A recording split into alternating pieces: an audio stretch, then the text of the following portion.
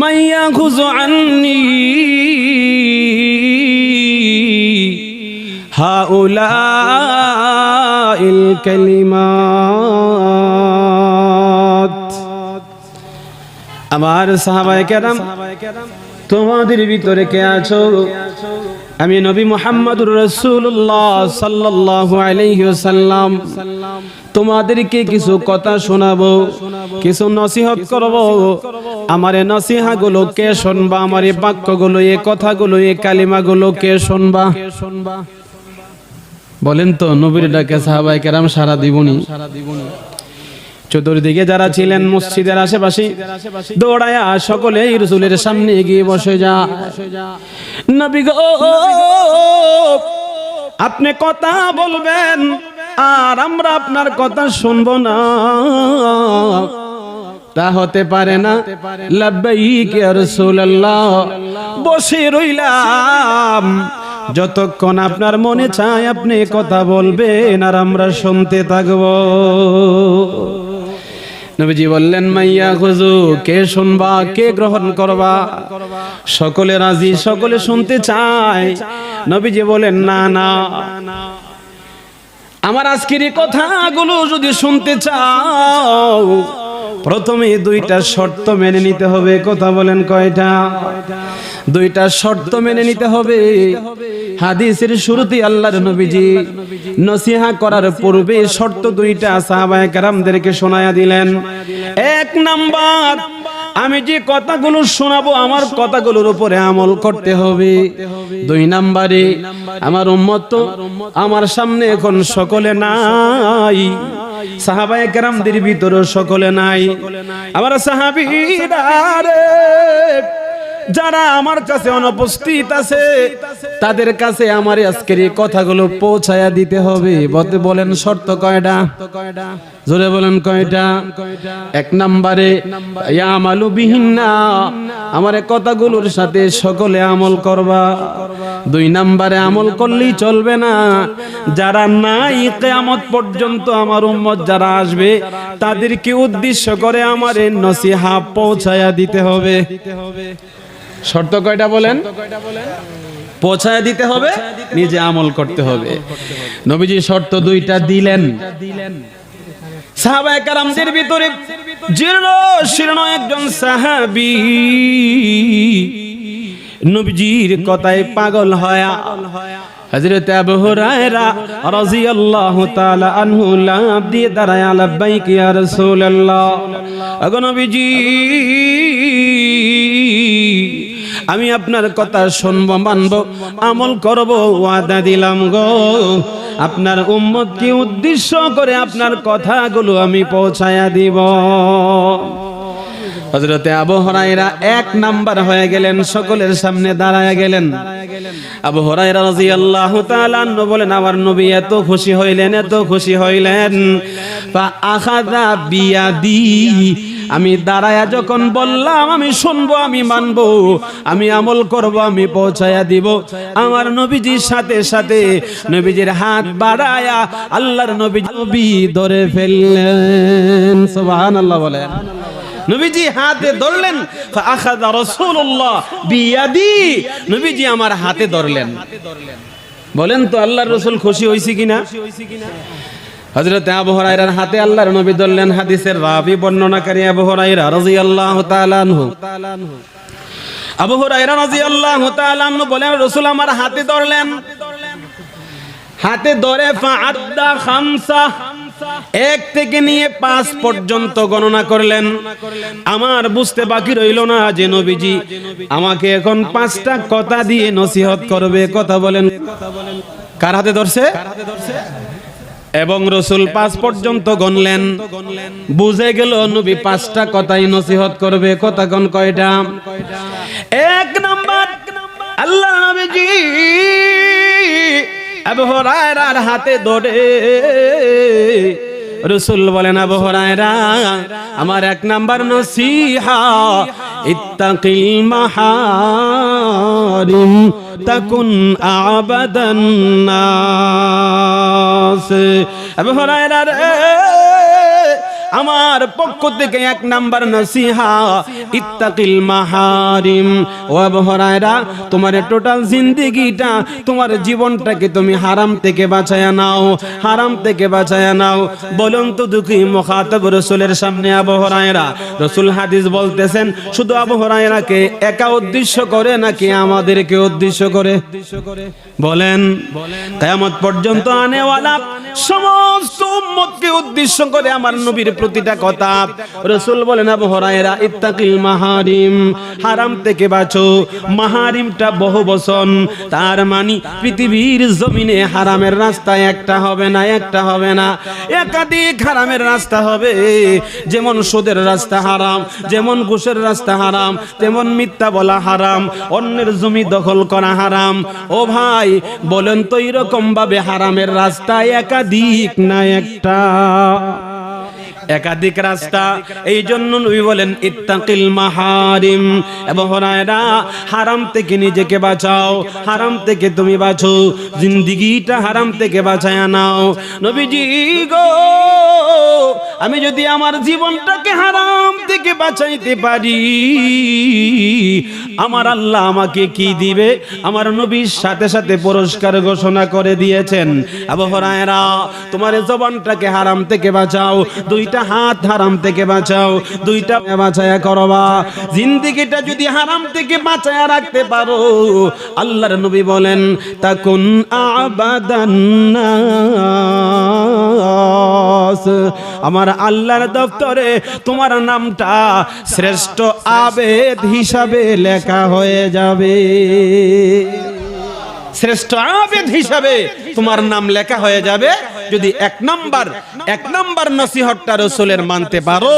আল্লাহর নবীজি এখানে ছোট্ট করে একটা উপমা দিলেন, উদাহরণ দিলেন একজন মুসাফিরকে দিয়া। কথা বলেন, কাকে দিয়া? মুসাফিরকে দিয়া। বলেন তো আপনারা, মুসাফির দোয়া করলে আল্লাহ শুনেনি, কবুল করেনি? হাদিসে আসেনি কথা? নবীজি বলেন আমার সাহাবীরা শোনো, তোমাদেরকে একজন মুসাফিরের কথা শোনাবো, যে মুসাফিরের সিফত গুণাগুলি হলো সে লম্বা রাস্তা সফর করেছে, সফরের কারণে তার মাথার চুলগুলো এলোমেলো, শরীরটা ধুলা মিশ্রিত মলিন হয়ে আছে। কোন একটা জায়গায় বসে ওই মুসাফির আল্লাহর কাছে হাত উঠায়া কান্না করতেছে, মুনাজাত করতেছে। নবী বলেন সাহাবীরা, আল্লাহ রাব্বুল আলামিন এই মুসাফিরের কথা শুনে না, তার দিকে তাকায়ও না। অথচ রাসূলের হাদিস, মুসাফির দোয়া করলে আমার আল্লাহ কবুল করে। রাসূল আজকে বলতেছে সাহাবীরা, এই মুসাফির কিন্তু লম্বা রাস্তার পথিক, অনেক দূর থেকে সে মুসাফির হয়েছে। মুসাফির হওয়ার কারণে তার শরীর ধুলায় মিশ্রিত হয়ে আছে, কিন্তু তার কথা আমার আল্লাহ শুনে না। সাহাবায়ে কেরাম আল্লাহর নবীর কাছে জানতে চাইলেন, ইয়া রাসূলুল্লাহ, কেন গো? ওগো নবীজি, আপনারা বলছেন মুসাফিরে দোয়া করলে আমার আল্লাহ কবুল করে। নবীজি হাদিসের মাধ্যমে জবাব দিলেন, শোনো, তার কথা আল্লাহ কেন শুনে না, কেন শুনে না? কইলেন নবী সাল্লাল্লাহু আলাইহি ওয়াসাল্লাম, মাতামুহু হারাম ওয়া মাশরাবুহু হারাম ওয়া মালবাসুহু হারাম ফাআন্না ইউস্তাজাব।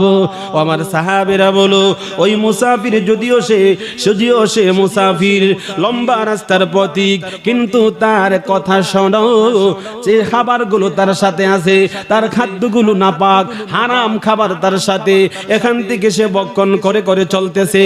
তার সাথে কিছু পানীয় আছে, পানীয়গুলো হারাম, এই হারাম পানীয় থেকে সে পান করতেছে। শুধু তাই না, ওই মুসাফিরের মাথা থেকে নিয়ে পা পর্যন্ত যে দেহে কাপড়গুলো পরিহিত, ওই কাপড়টাও নাপাক, হারাম।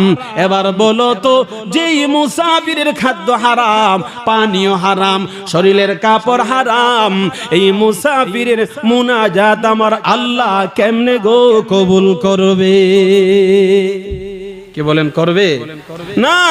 কারণ আল্লাহ তাআলা আপনার কথা, আপনার মুনাজাত, আপনার রোনাজারি, আপনার ইবাদত কবুল করার জন্য একটা শর্ত, সেই শর্তটা হলো আগে আপনি পবিত্র হতে হবে। কি হতে হবে? জোরে বলেন, কি হতে হবে? আপনি আগে আপনার জীবনটাকে হালাল বানাইতে হবে। হারাম খাইতে খাইতে, হারাম ঢুকাইতে ঢুকাইতে আপনি ফুটবল হয়ে গেছেন। এখন আজান দিলে মসজিদে যায়া দৌড়ায়া আল্লাহ মাফ করে দাও, আল্লাহ শুনবনি। কি কন?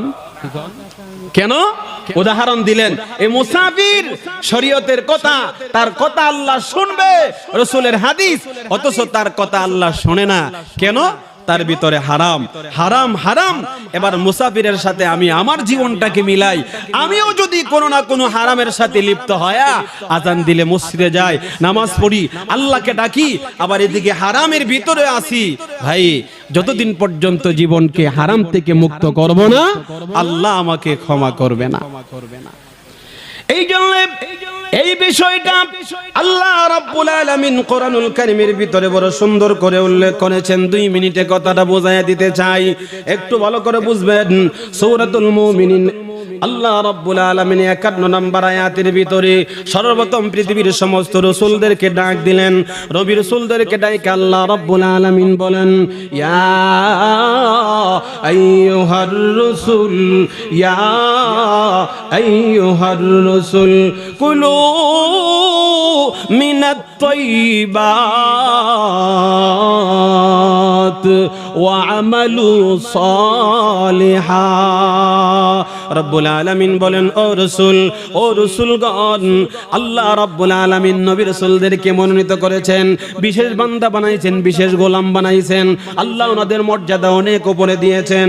এরপরও রব্বুল আলামিন রাসূলদেরকে বলেন, ও রাসূলেরা, কুলু মিনাত তাইয়্যিবাত, কুলু মিনাত তাইয়্যিবাত, যা খাইবা, যা উপার্জন করবা, যা পেটে ঢুকাইবা, তা যেন পবিত্র হয়, হালাল হয়। বলেন না সুবহানাল্লাহ।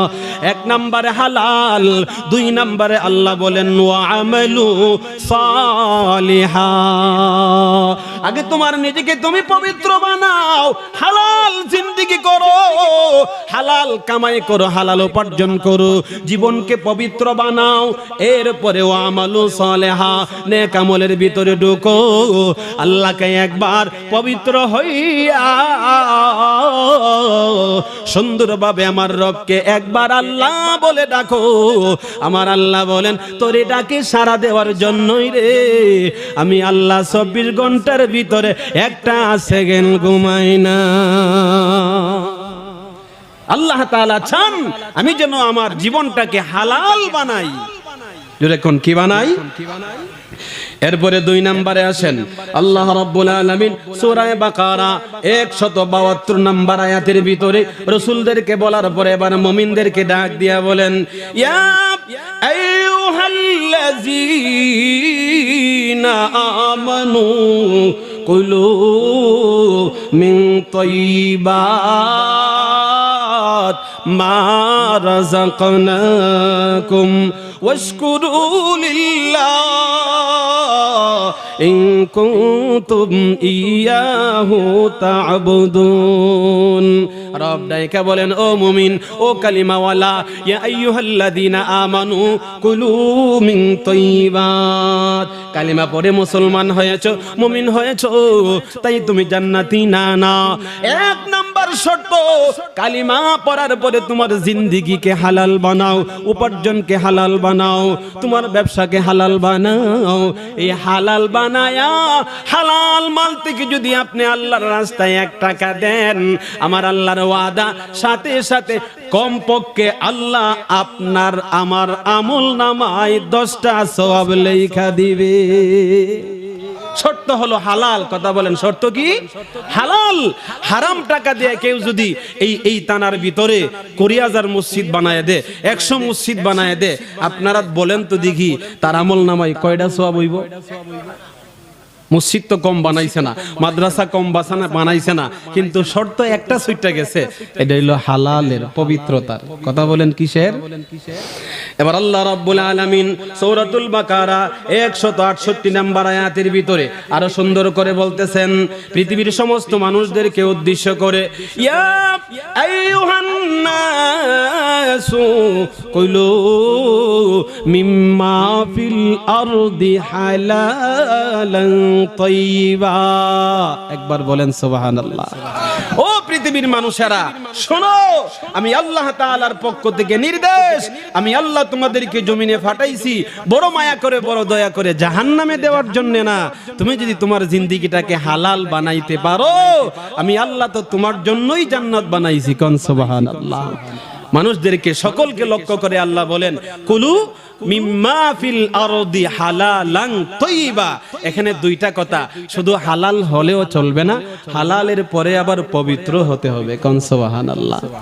এই জন্য লম্বা করা যাবে না, যে কথাটা আপনাদেরকে শোনাইতেছিলাম, নবীজি হযরতে আবু হুরায়রাকে সামনে নিয়ে নসিহত করছে কয়টা কথা গণ? 5টা। কয়টা করছে? 5টা। এর ভিতরে 1 নাম্বার হলো ইত্তাকিল মাহারিম। ও আবু হুরায়রা, জীবনটাকে হালাল বানাও, জীবনকে হালাল বানাও, যাবতীয় হারাম থেকে তোমার নিজেকে তুমি মুক্ত করো। বলে করলে কি হবে? তাকুন আবাদান নাস, আল্লাহর কাছে তুমি শ্রেষ্ঠ আবেদ হয়ে যাইবা। আমি চাই তো ইনশাআল্লাহ আল্লাহর কাছে আমি শ্রেষ্ঠ আবেদ হব ইনশাআল্লাহ। চাই তো ইনশাআল্লাহ। যদি চান আল্লাহর কাছে আপনি শ্রেষ্ঠ আবেদ হিসাবে নাম লেখাইবেন, আল্লাহর প্রিয় গোলাম হবেন, আল্লাহর ওলি হইতে যদি চান, একটাই শর্ত, জীবন হালাল করেন, উপার্জন হালাল করেন, কামাইকে হালাল বানান, বুঝে শুনে চিন্তা করে পা বাড়ান। আল্লাহ আমাদের সকলকে, আমরা যেন আমাদের জিন্দেগিটাকে হালাল বানায়া, পবিত্র বানায়া, এই অবস্থায় আমরা যেন কবরে যাইতে পারি। আল্লাহ আমাদের সকলকে তৌফিক দান করুন। বলেন আমিন। আরো জোরে বলেন আমিন। 5টা নসিহার ভিতরে একটা শোনাইলাম, আরো 4টা বাকি রইল। পরবর্তীতে কোনো সময় তৌফিক হইলে, হায়াত হইলে, সুযোগ হইলে আবার এখান থেকে বলবো। আল্লাহ আমাদেরকে আমল করার তৌফিক দান করেন। যে কথাগুলো বললাম আমল করবেন তো? হালাল হালাল হওয়ার চেষ্টা করবেন তো? কামাই হালাল বানাইবেন তো? আল্লাহ আমাদেরকে আমল করার তৌফিক দান করেন। ওয়া আখিরি দাওয়ানা আলহামদুলিল্লাহি রাব্বিল আলামিন। আসসালামু আলাইকুম ওয়া রাহমাতুল্লাহ। মাশাআল্লাহ।